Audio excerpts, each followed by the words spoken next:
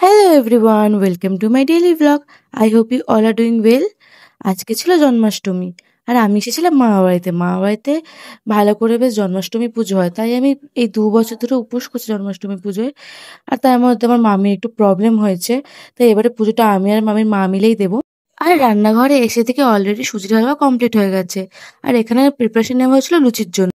আর ওই যে ফার্স্টেই বললাম যে মামির একটু প্রবলেম হচ্ছে, তাই মামি এবারে তালের বড়া, নাড়ু, এগুলো মালপোয়া, এগুলো কিছুই বাড়িতে করতে পারেনি, তাই সেগুলো আগের দিন আমরা দোকান থেকে কিনে নিয়ে এসেছিলাম। আর এখানে মামি কিছু করতে পারছিল না, সবাই গাইড করে দিচ্ছিল, আর আমি আর মামি এখানে দাঁড়িয়েছিলাম। সো আমি ভাবলাম যে না, দাঁড়িয়ে থেকে লাভ নেই, যাই কিছু একটা করি। তাই এখানে হচ্ছে লুচি গোল্লা করে দিচ্ছি। আর সত্যি বলতে আমি রান্না বান্না সেরকম একটা সত্যিই পারি না।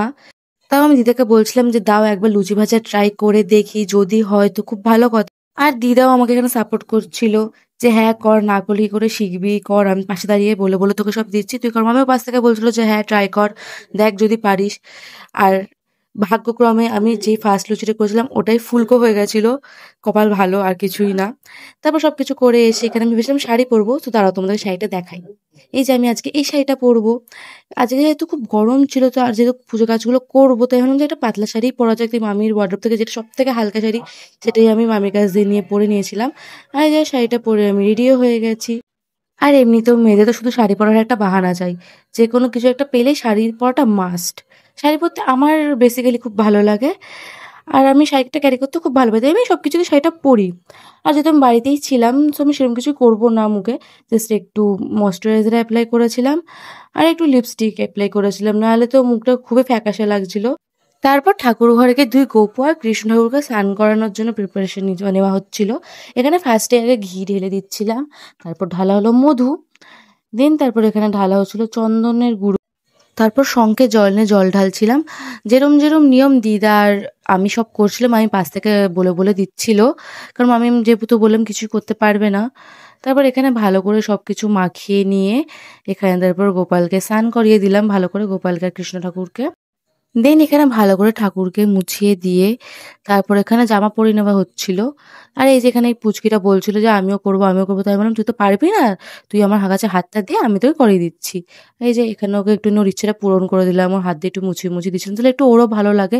তাও বলছিল যে না আমি একা করবো, আমি বললাম যে না তুই পারবি না, তুই আর একটু বড় হ, তারপর তুই একা একাই করবি।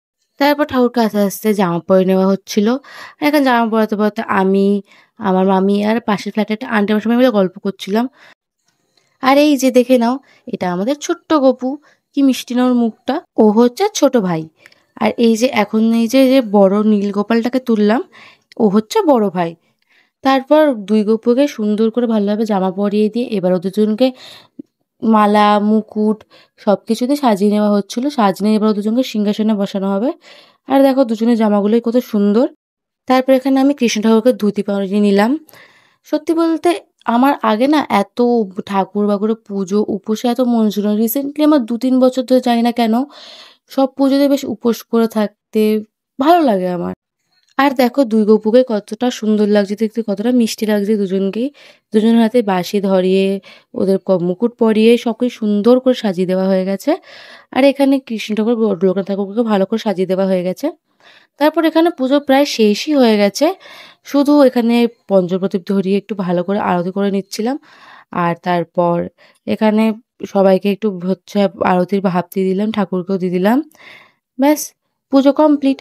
তারপর এখানে, আর এই দেখো এখানে গপু যা যা খেতে পছন্দ করে সব দেওয়া হয়েছে। লুচি, সুজির হালুয়া, মিল্ক কেক, চকলেটস, নাড়ু, মালপোয়া, সবকিছু যা যা খেতে পছন্দ করে। আর এই যে দেখো এখানে গরমে আমার অবস্থা খারাপ হয়ে গেছিল, প্রচুর গরম পড়েছিল আজ। আর এই যে এই দেখো, এটা আমার মামি, আর পাশেই ভাই খালি গায়ে নিজের বডি দেখাচ্ছিল আর কিছু। তারপর দিদি এখানে ঠাকুরের গান করে নিচ্ছিল।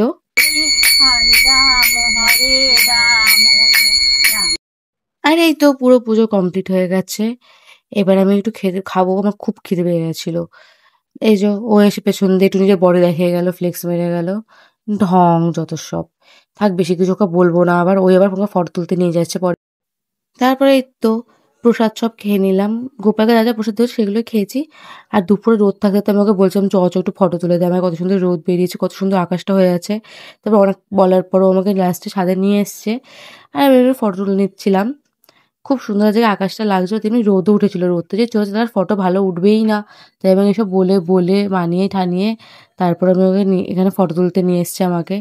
আর আমার সত্যি বলতে অনেক সুন্দর, সুন্দর ফটো তুলেও দিয়েছিল। তারপর অনেক ফটো তোলার পর আমরা আবার নিচে চলে গিয়েছিলাম। নিচে গিয়ে তারপর একটু রেস্ট নিচ্ছিলাম। রেস্ট নেওয়ার কিছু দেন সন্ধে নামার পর এখানে ঠাকুরকে সন্ধে দেখিয়ে গোপালকে সেবা দিয়ে নিয়েছিলাম। আর এইভাবে আমার জন্মাষ্টমীর দিনটা কাটলো। কাদের কিভাবে কাটলো আমাকে জানিও। আর তোমাদের যদি আমার ভিডিও ভালো লেগে থাকে তাহলে একটা লাইক করে দিও। আর যদি তোমরা আমার ভিডিও ফেসবুক থেকে দেখছো তারা ফলো করে দিও। আর যারা ইউটিউব থেকে দেখছো সাবস্ক্রাইব করে দিও please. And that's it for today. দেখা হবে অন্য একটা ব্লগে। বাই।